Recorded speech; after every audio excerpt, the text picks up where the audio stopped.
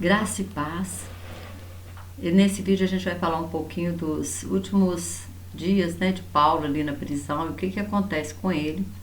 Nós vimos no último vídeo, vencendo as tempestades, que na primeira viagem dele para Roma teve, né, uma grande tempestade, foram 14 dias de tempestades fortes, e aonde o navio, se perdeu o navio, mas todas as pessoas foram salvas, porque Paulo permaneceu firme. E o anjo do Senhor, né, apareceu ali no meio daquela tempestade e falou com ele que era para ter bom ânimo, que ninguém se perderia. E ali ele passou, né, enfrentou uma grande luta, uma grande batalha. Foi para a ilha de Malta, e ali na ilha de Malta também ele é picado por uma víbora, mas os bárbaros, né, pensaram, nossa, ele vai morrer, né? Mas não morreu, né, porque sabemos que Deus era com ele, tinha um propósito. Aquele não era o momento, né, dele partir ainda. E agora nós vamos falar, né? Depois ele chega em Roma e fica 12 anos em prisão domiciliar.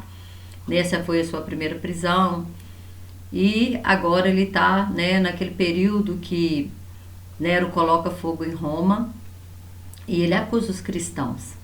Ele diz que quem colocou fogo em Roma é os cristãos, e os cristãos eles sofrem agora uma grande perseguição. Muitos foram mortos, muitos foram, né, viraram tochas vivas, muitos foram lançados na cova dos leões. Foi uma grande perseguição mesmo na época de Nero. E foi na época de Nero que Pedro ele foi martirizado e também o apóstolo Paulo, né? João foi para a ilha de Pátimo e foi uma perseguição muito grande. Mas aí eu quero ler 2 Timóteo. A carta de 2 Timóteo é uma carta, né, que Paulo ele escreve para Timóteo, que era seu filho, e ele vai dando algumas instruções. Na primeira carta sobre instruções como ele agir, né, no seu ministério. Nessa segunda carta é mais uma carta mesmo de despedida, ele exortando Timóteo sobre vários assuntos. Mas quando nós chegamos aqui no capítulo 4 de 2 Timóteo, eu quero ler o versículo 9, tanto que, olha, eu vou ler o 7, né, o versículo 7, só para nós estarmos, né, mais ligados a esse texto, entendermos melhor. Aqui já era uma despedida dele, né? Ele fala, olha, porque eu já estou sendo, versículo 6, porque eu já estou sendo oferecido por aspersão de sacrifício e o tempo da minha partida está próximo. Combati o bom combate, acabei a carreira e guardei a fé. Ou seja, eu cumpri o propósito. Desde agora a coroa da justiça me está guardada, a qual o Senhor, justo juiz, me dará naquele dia, e não somente a mim, mas também a todos que amarem a sua vinda. Procura vir ter comigo depressa, porque Demas me desamparou, amando o presente século, e foi para Tessalônica, Crescente para a Galácia e Tito para a Dalmácia. Só Lucas está comigo. Toma Marcos e traze-o contigo, porque me é muito útil para o ministério. Nós entendemos aqui então que ele começa a sofrer, né, uma dor do abandono. Ele fala assim, Demas me desamparou, amando o presente século. Demas ele é mencionado 3 vezes na Bíblia.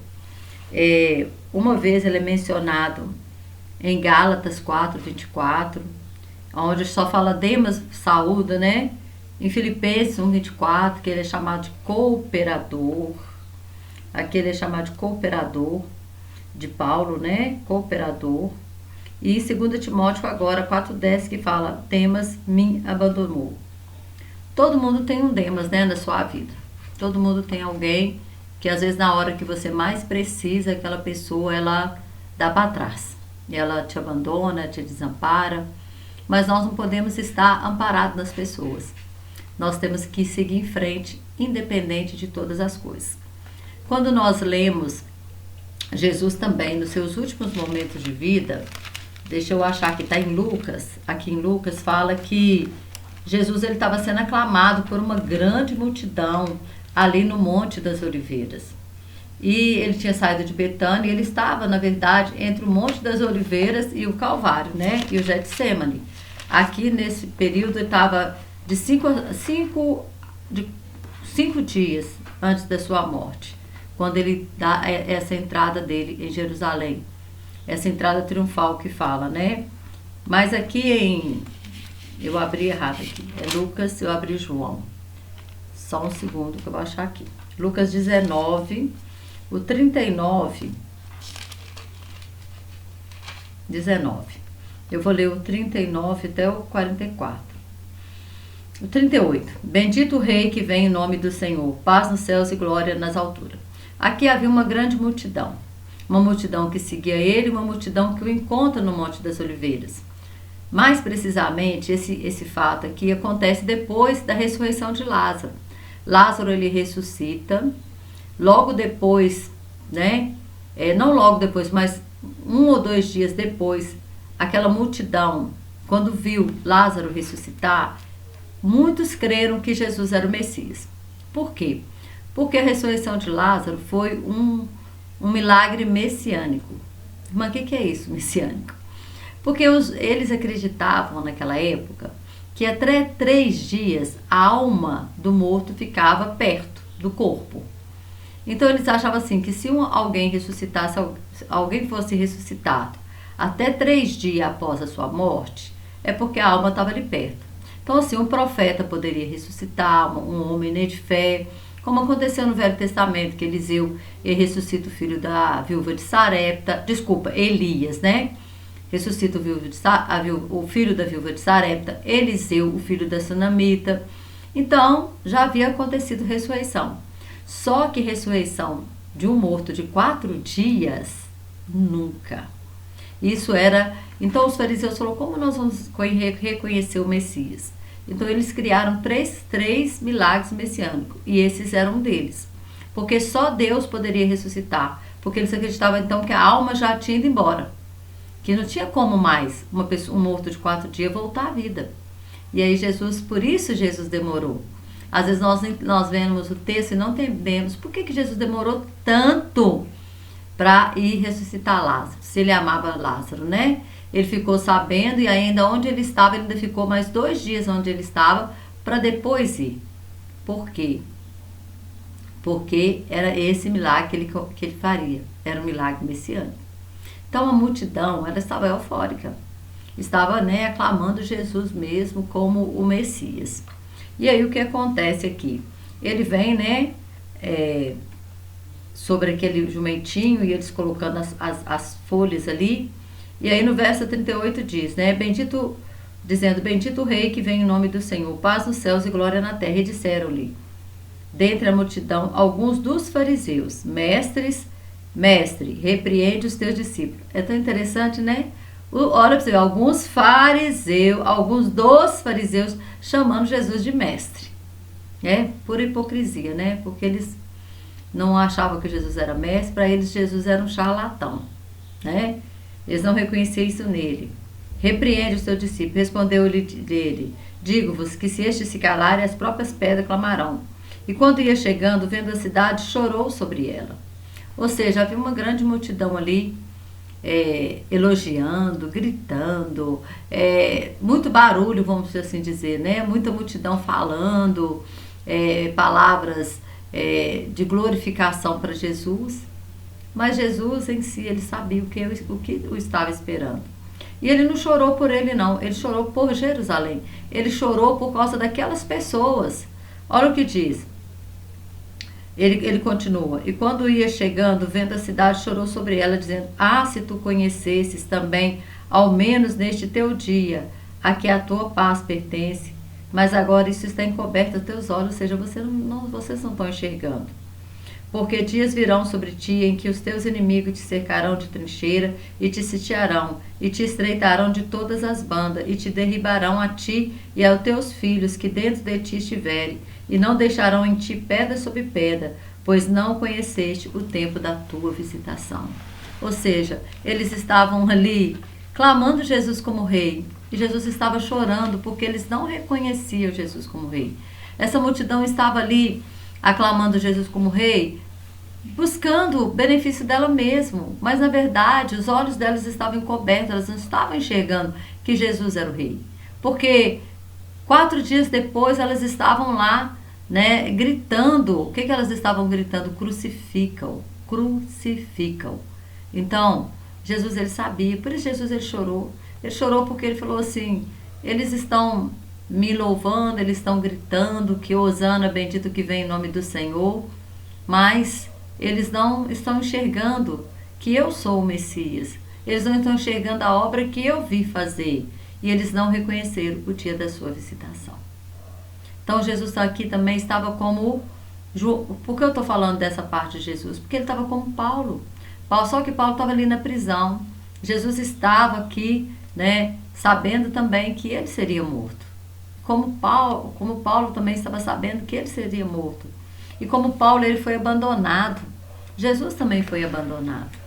Jesus também foi traído. E mesmo sabendo, né, ele amou, né, tanto o João, que reclinava a cabeça sobre seus ombros, como Judas, que o traiu.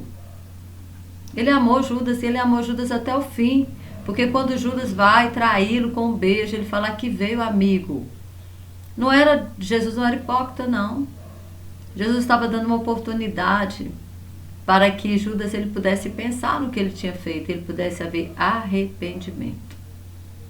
Sempre que quando Jesus, ele nos chama, ele vem ao nosso encontro para que a gente possa confessar, para que a gente possa se arrepender, para que quando ele faz uma pergunta, né?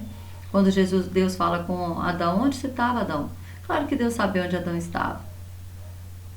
Adão sabia onde Deus sabia onde Adão estava, mas Deus queria ouvir da boca de Adão, olha, eu estava escondido porque eu pequei, mas Adão não fez isso. Aqui quando Jesus fala com Judas, aqui veio amigo, era para ele pensar, o que eu estou fazendo aqui? Aqui veio me trair, né? Ele estava dando ele a oportunidade de dizer, mestre, o senhor não merece, mas eu vim aqui, eu estou aqui te traindo, me perdoa. Quem sabe aquela era a oportunidade, né? Quem sabe não, aquela era a oportunidade para que Judas, ele pudesse reconhecer o seu pecado. Mas infelizmente, né, ele não reconheceu. Infelizmente, essa grande multidão, eles viveram, né, aquilo que Jesus disse. 70 anos depois de Cristo, aquela cidade foi sitiada, o templo não ficou pedra sobre pedra, nada ali foi, né? A cidade foi totalmente destruída pelo Império Romano. O povo de Israel foi totalmente, aqueles que não morreram foram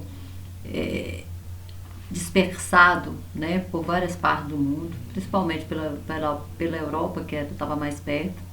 Sofreram o holocausto. Quantas coisas eles sofreram? Porque eles não reconheceram o dia da sua visitação. Nós temos que parar e pensar, né? Que assim como nós temos dias bons, também tem dias ruins. Assim como tem pessoas que nos apoiam, tem pessoas que estão do nosso lado, simplesmente esperando, né? De camarote que você caia. E aí, aqui, Paulo, ele fala assim, olha, Demas me desamparou, amando o presente século. E isso ficou marcado, né? Porque ele poderia te dizer, não tem ninguém aqui, mas ele falou, ele me desamparou. E aquilo eu creio que estava doendo dentro dele, porque eram os últimos momentos dele, ele queria ser como qualquer outro ser humano, ser amparado, né? Ser acolhido, ser amado.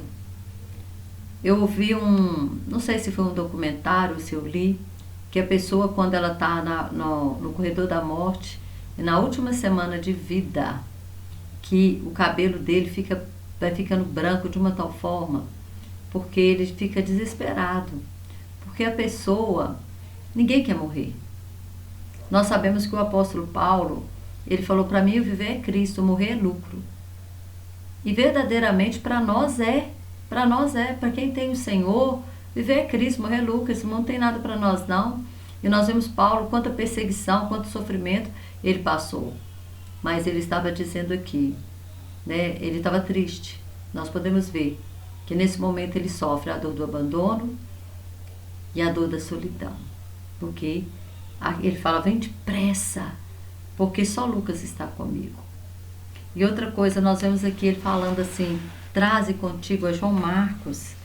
Há um tempo atrás, João Marcos, ele não ele havia brigado com João Marcos, mas agora João Marcos era importante para ele. Não é que ele havia brigado com João Marcos, é que João Marcos foi na primeira viagem com ele, Barnabé, está lá em Atos 13. Não, Atos 13 eles começam a primeira viagem. Em Atos 16, eles começam a sua segunda viagem. E no finalzinho do 15, no final do 15, Barnabé fala para levar João Marcos e Paulo não aceita de forma alguma, porque João Marcos não tinha ido com eles até o fim, mas no meio da viagem ele voltou. E Paulo não achava justo agora ele ir com eles.